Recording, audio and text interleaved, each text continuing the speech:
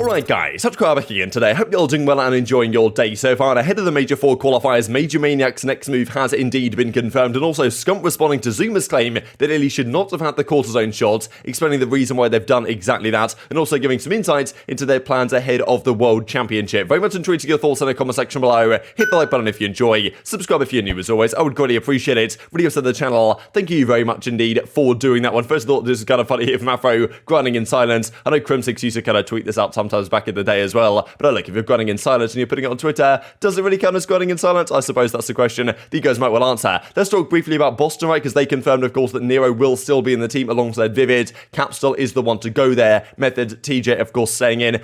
Interesting to me, actually, just to note, because I saw this tweet that came up from Capsule here, thought it was kind of, felt kind of sad for him, really. We could have been superstars, he says to TJ. Like, it seemed like the chemistry, potentially, between Capsule and the rest of the players on the team was maybe slightly better than Nero's was with the rest of the team. Of course, it's really tough to say what's going on internally, but it seemed like they got on very well with Cap, and of course, now him going to the bench is obviously kind of, well, difficult for him. He might be back at some point or another. They said he's kind of part of their long-term vision. But it's interesting, right, because if you ask the players who they would keep, let's say, okay, Vivid's coming through, and you would ask, like, TJ, like, Methods, and the rest of the guys to decide, like, who do you actually get rid of? Do you get rid of Cap, get rid of Nero? They might give one answer, but the coaching staff might well think something different. And different organizations will have different ideas and different philosophies on which kind of, well, which opinion they value more, right? Do they decide, okay, the players have a lot of the say here, which of course has pretty much been the case for the majority of Call of Duty history, or some organizations now, and Boston seem especially in this kind of category, where Denz and Zed, the general manager and coach, they effectively call the shots. The players probably give their point of view, like, well, of course, the coaches are going to talk to the players and be in constant discussion with them,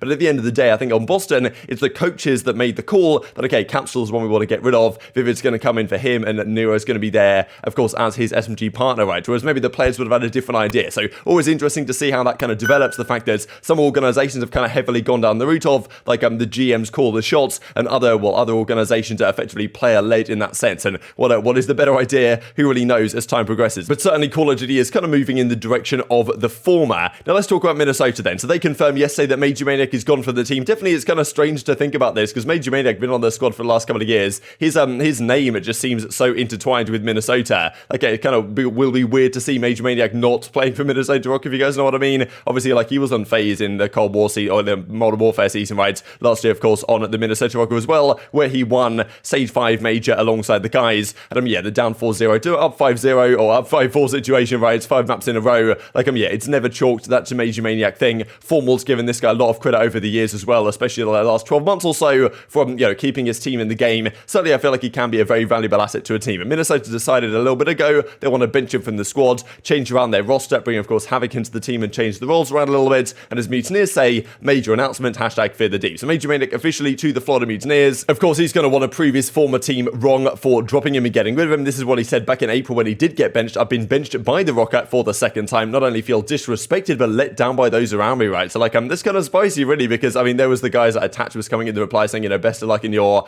with this team or whatever. But, it seems like, at least based on this tweet at the time, pretty frustrated by the team around him and also his teammates himself. So I'm sure he's going to want to get revenge eventually and prove that them dropping him was a bad idea. But fair play to Rokkr letting him go to another organization, because, of course, he still wants to compete. And I honestly really do like that, at least the potential of Florida as a team. Like, they can get great results. Like, we've seen it before, like, at least in terms of individual series. In terms of tournament placings, don't seem to do so well. But they have an incredible amount of talent on that team. I'm just not sure dropping Vivid was the right idea. We'll see how it goes for them. But as MajorManiak says, one door closes, another one opens. We got an opportunity here. Thank you to Florida for bringing me on. We already in Boca. I'm pretty sure City in Florida, I think is what he means there. But which I'm pretty sure is where the Florida guys are based, or there or thereabouts. Anyway, MajorManiak's out there having a good time already. And as FormaL says as well, knew it was only just a matter of time. Close this year out strong, brothers. FormaL giving him his props. And we'll see how it goes to MajorManiak, because I do think this kind of is an upgrade for Florida in that role. I think that MajorManiak and Dave Paddy, relatively similar players, but Major does, I think, bring more in search and destroy, probably a bit more in leadership, probably a bit more in terms of clutch factor, these type of elements. So I feel like he's generally kind of an upgrade for their team in that role. Now, still, do they need a player in that role? That's the question you might ask. And also their SMG, is it yet to be determined as well? But we shall see who that's going to be over probably the next 24 hours or so. They'll be announcing something. And interestingly enough, and very spicily enough indeed, if that's even a word, this weekend on June the 26th, we have Florida versus the Minnesota Rokkr, right? So we will have have kind of straight off the rip, really, the revenge matchup there for MajorManiak up against his former team in Minnesota. So this, of course, will be a massive one to win because both of these teams are on the cusp right now of not making it to the World Championship, right? They're both in a very precarious position.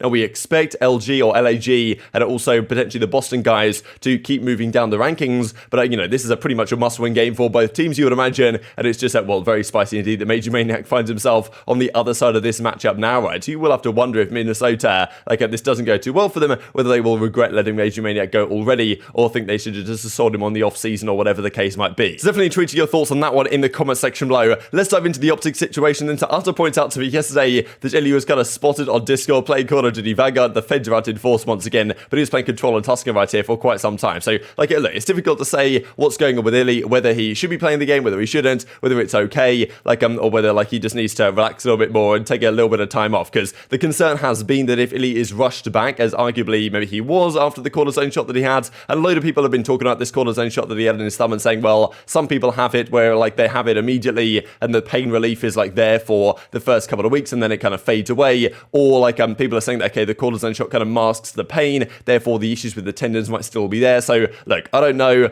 There's all sorts of different questions on this, right? And whether the idea that iLLeY's kind of come back too soon, maybe pushed it too far, is going to hurt him for the rest of the year, we shall see. But the other argument from iLLeY was that, okay, the doctor said it could take up to a month for the effects to kind of kick in, and therefore, maybe in a couple of weeks' time, then it'll be all sunshine and rainbows again and ready to go. But the way things have been going so far, I kind of doubt that's going to be the case. But I'm sure that Rambo and co want to kind of get this guy to stay away from Call of Duty as much as he can, because maybe it's doing more harm than good at the present time. But maybe he actually wasn't playing here, but he might just have been kind of watching on effectively instead of playing just effectively in the lobby as a kind of a coach to the team, which is kind of what he was doing the other day, right? Rambo, Sender, and iLLeY is kind of the coaching staff of the team now, which is kind of sad to think about, but it's pretty much the situation. Now, Scump honestly had some thoughts on this, right? Because we saw ZooMaa's point of view, when he initially saw the announcement, based on his experience with the cyst in his wrist or whatever, and he had the cornerstone shots, and effectively that set him back a bit. I'm not exactly sure. Well, we'll see his point of view here in a second. He kind of describes it in a bit more detail. But yeah, Scump kind of hears this and says, okay, well, look, ZooMaa might have that point of view. That might have been the case for him. But in our situation, we asked 3 doctors, got many second opinions, and they all agreed that this is what iLLeY should have done to this situation, right? And I think ZooMaa was saying that one of his issues was that his doctors weren't necessarily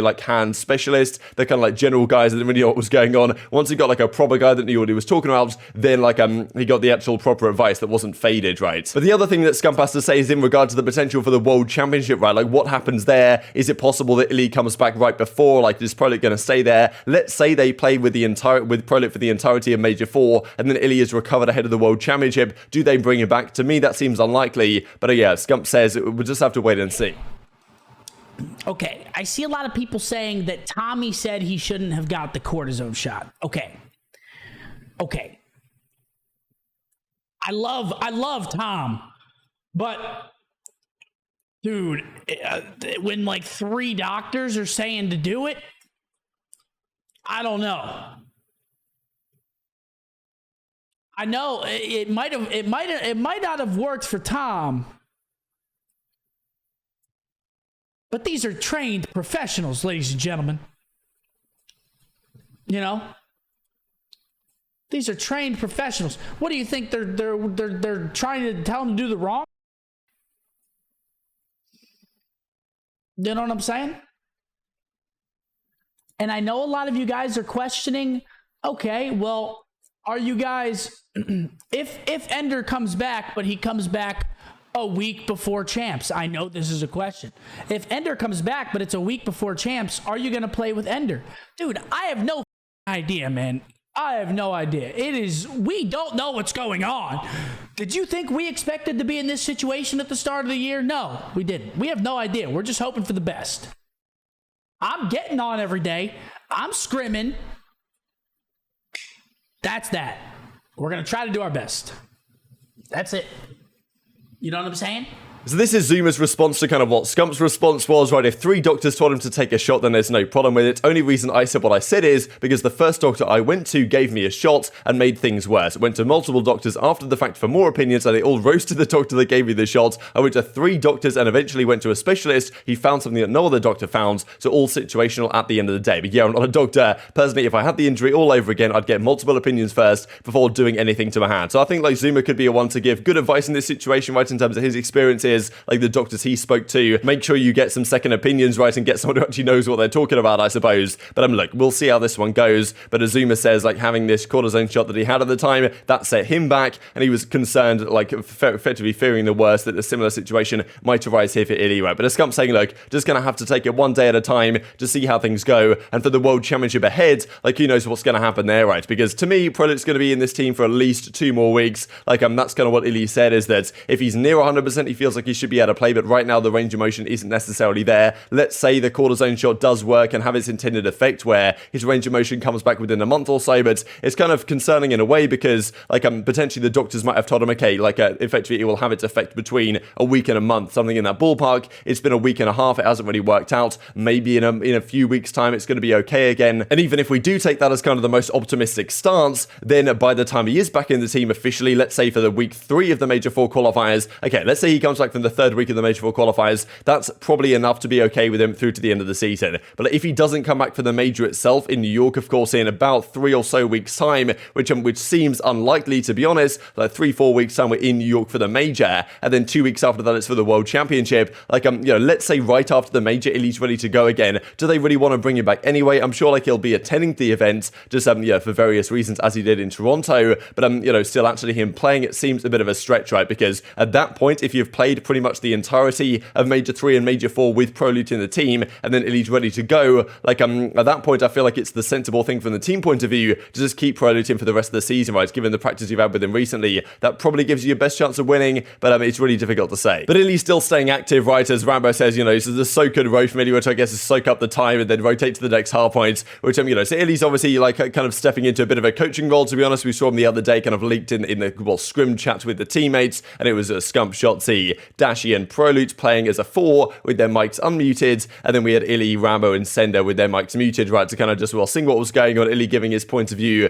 and his advice. So he's still definitely contributing to the team, despite not playing right now, which is very unfortunate. So hopefully he can return soon, but we've been saying that, unfortunately, for quite some time, to be honest. And I wanted to finish out with this, because this that was hilarious from Crimsix. He mentioned this back on the 18th of June, you guys might remember. I'm still not so mad that the B-roll team footage of me, Kismet, Paulex, and Hydra, while acting as security guards for Hydra, never saw the light of day. I'm demanding you at least send me the footage or show it from now on. So Codling obviously found this footage up and said this: once this tweet successfully ratios you, we shall post it, right? So 2,500 likes, he gets officially ratioed, and well, Crimsix is like, okay, please ratio me here for content purposes. And so effectively they come up with 2 videos. I'll put this on the big screen right here for you guys, just because this is hilarious. Crimsix's face in this just cracks me right up. This is kind of apparently the worst version of the 2. Like, I'm not really sure exactly what Paulex is doing. They kind of go one by one, but the second version is way better than this, honestly. Like, the second version is superb. As Crim says, the other one is even better, which is this one. Look at Crim go, man. Like, he's officially a security guard telling me to get out of the way. So is Paulex. Hydra comes through. Kismet's blocking him off from the back. I just thought this is great. So I don't really know why this hadn't seen the light of day till now. I'm not really sure what the CDO was saving this for, but yeah, they recorded this a while ago for whatever reason. Stuff like this just cracks me up, to be honest. But I'm very much intrigued to your thoughts on all this stuff in the comment section below. Hope you guys enjoyed the video. If you did enjoy it, hit the like button. Tell us your YouTube gods, this is a good video, and as like you should see it as well. And I've grown the competitive Call of Duty community. Thank you, as always, take care of yourselves,